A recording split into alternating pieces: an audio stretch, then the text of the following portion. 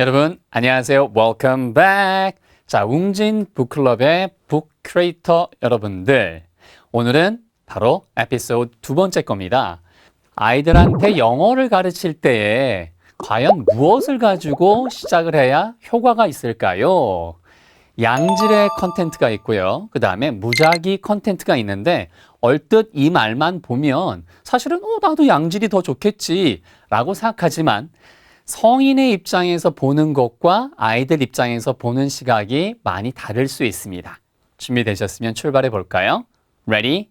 Here we go.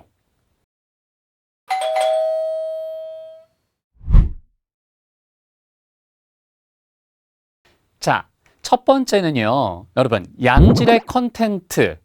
우리가 보통 해리포터, 뭔지 모르시겠다고요, 여러분? 해리포터 알고 계시죠? 그 해리포터 같은 경우에는 굉장히 아이들을 위한 애니메이션도 있고요. 그 전에 그 원작이 J.K. 롤링의 바로 엄청난 작품이기도 하고, 그래서 어떤 생각이 드냐면, 와, 이 해리포터 시리즈만 애들이 해도 엄청나게 영어 실력이 올라가겠구나, 이렇게 보통 생각을 할 수 있습니다. 그런데 여러분, 해리포터 원서를 한번 보신 분, 책 한 권이 한 800페이지에서 900페이지 정도 되거든요. 그러면은 글자로 치면은 거의 한 14만 단어에서 18만 단어 정도까지 됩니다. 미국의 교육기관들이 있고요.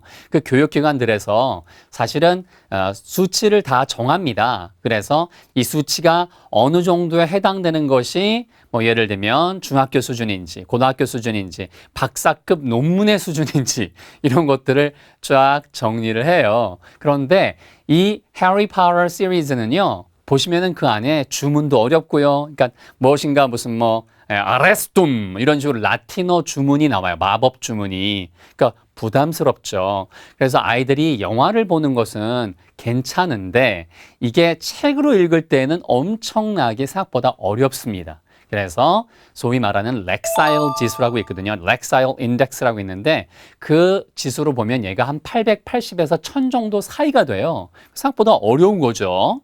자, 그러면 예를 들면 아이들이 좋아하는 애니메이션 중에 여러분 토이스토리라고 있죠. 이 토이스토리는 어떨까요? 물론 보기에 좋습니다. 하지만 여기도 농담이 들어가고 순간순간 빨리 말이 지나가기 때문에 정제되어 있는 표현들은 아닙니다. 그래서 똑같고요. 예를 들면 또 여러분 알고 계신 알라딘 있죠. 알라딘의 마법 램프. 참고로 하나만 슬쩍 알아두세요. 알라딘이라고 하지만 실제 우리가 영어에서 듣게 되는 발음은 절대 알라딘이 아니에요. 레이 액센트가 있어요. 그래서 Aladdin. 한번 따라해 보세요. Aladdin. 그렇죠. 그러니까 어른들도 잘하고 얼라들도 잘하는 거예요. Aladdin. 이렇게 우리말과 영어의 가장 커다란 차이 중에 하나가 바로 우리말에는 톤이 별로 없습니다. 쭉 이어지죠. 액센트도 그렇게 크지 않습니다. 반면에 영어는요, 설마 내가 알라딘 한다고 이걸 못 알아듣겠어? 못 알아듣습니다. 여러분이 어디에 액센트를 두는가에 따라서 들리기도 하고 전혀 안 들리기도 하는 거죠.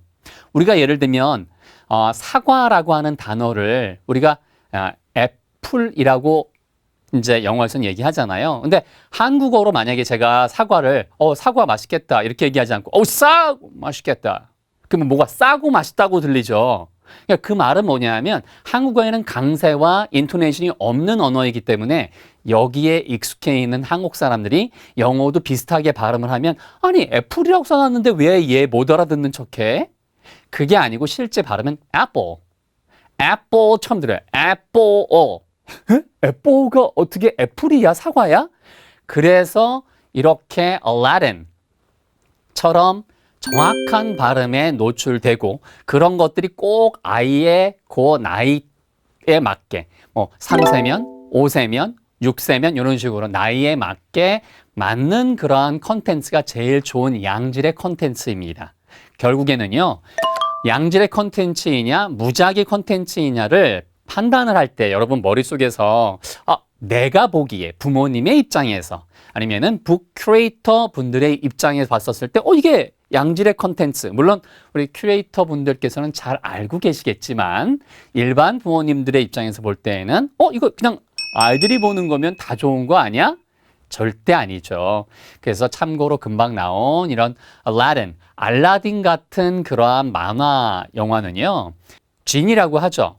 마술 램프에 있는 쥐니의 목소리 연기를 했던 로빈 윌리엄스가 대본 없이 그냥 즉흥으로 한 그러한 마치 톡쇼나 스탠드업 코미디 같은 그러한 내용들이 굉장히 많아서 실제로 어린애들이 들으면 잘 웃음 포인트가 어떻게 되는지 잘 모르는 것들도 있어요. 그래서 판단을 잘 해야 되더라라고 하는 거, 그게 중요하고요. 여러분, 우리가 어떤 컨텐츠를 어떤 방식으로 아이들이 배우는 게 제일 좋은가는요, 예를 한번 들어드릴게요. 성인이 배울 때에는 이런 것들을 많이 봅니다. 개, 그러면 dog, dog. 일단 발음도 여러분, 이거 독은 아니에요. dog예요. 그 다음에는 맞습니다. 강아지를 puppy라고 하죠. 그러면 개가 할 수 있는 행동들이 bark, bite, sniff, wag, 그 다음에 표현도 walk the dog, 이런 표현이 있어요. 근데 이거를 글자만 보면 얘가 제일 외우기 힘들고 기억도 안 나요. 그래서 좋은 컨텐츠들을 어떤 방식으로 정리를 해서 들어와야 되냐면, 첫 번째, 그림이나 혹은 영상이 진짜 중요합니다. 금방 나온 거는 반응을 아이들은 거의 하지 않아요. 그런데 한번 이거 보세요. 지금 재미있는 귀엽게 생긴 그러한 강아지가 있잖아요. 그러면 이 강아지를 보고 얘가 dog이라고 한번 이름을 붙여봤습니다. 따라해보세요. dog. dog이에요. 절대 독 혹은 duck 아니에요. dog하고 이렇게 G로 여기가 울리는 소리로 끝나는 거는 대부분들 그 앞에 모음이 길어집니다. 아시겠죠, 여러분? dog. 아시겠죠? 그런데 새끼 강아지를 어떻게 표현했을까요? 제가요. 예를 들면 여기에 뭐만 물렸어요. 젖병만 딱 물렸죠, 여러분. 그러니까 느낌이 확 오죠. 똑같은 사진인데도 불구하고 예를 들면. 그래서 얘를 puppy라고 합니다. 결국은 단어라고 하는 것은 머릿속에서 뭐랑 연결돼야 된다? 당연히 그렇죠. 영상. 그다음에 특히 사진이나 볼 수 있는 영상. 그리고 거기에 그다음에 이렇게 따라붙는 철자들을 나중에 익혀도 되더라. 그리고요, 한번 보세요. 개가 할 수 있는 동작이 뭐 있어요? 개가 무슨 예를 들면 요리를 할까요? 개가 뭘 할까요? 전혀 아니죠. 그래서 우리가 생각하는 개의 가장 흔한 것들, 맨 처음에 욱 짖겠죠. 그래서 bark, B-A-R-K, 박박 짖겠죠, 여러분. 이런 식으로 그림을 보고 연결해서 그 상황이 주는 느낌까지 함께 가는 것이 가장 기억에 잘 남는 방법 중에 하나이고, 얘가 이렇게 한데 유기적으로 개라는 단어를 배우면 개가 할 수 있는 동작이 한꺼번에 나와주는 거, 이런 식의 것들. 그러면은 여러분, 스니프는 뭘까요? 제가 예를 들면 보세요. 한번 동작 보세요. 이게 bark죠. 자, 그 다음에 이게 뭐겠어요? bite죠. 그럼 절 보세요. 뭘까요? 그게 sniff예요. 이게 결국에는 무엇인가 한글로 써놓는 것보다 얘를 듣고 그 동작이나 그림을 보고 그대로 따라하는 거, 이게 아이들한테는 최고고, 그거는 아이들이 이미 그렇게 할 준비가 They are so ready. Your kids are so ready to learn that way. 진짜 그렇게 배울 방식이, 아니면 to enjoy whatever is given to them.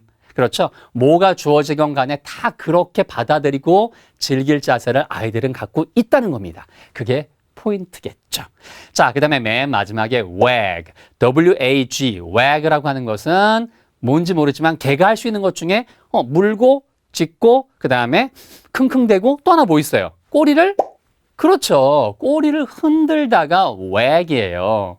그래서 wagging its tail, 꼬리를 막 흔들 수 있잖아요. 그러니까 이런 것들이 한꺼번에 이렇게 묶여 있는 것들이 굉장히 중요합니다. 아시겠죠, 여러분? 자, 그 다음에 맨 마지막으로 이 그림 한번 보세요. 개를 산책시키다가 영어로 뭘까요? 이거 시키면 은근히 대학생들도 잘 몰라요. 왜냐하면 어려운 단어는 너무 잘하는데 그걸 실제로 쉬운 단어가 어떻게 쓰이는지 예를 보거나 입에 붙여본 적이 없는 거예요. 그래서 제가 실제로 이런 내용들을 대학교 특강 때 대학생들한테 물어보면 대답이 생각보다 안 나와요. 그런데 되게 쉽습니다. walk가 걷다는 뜻이죠. walk 길게 발음하면.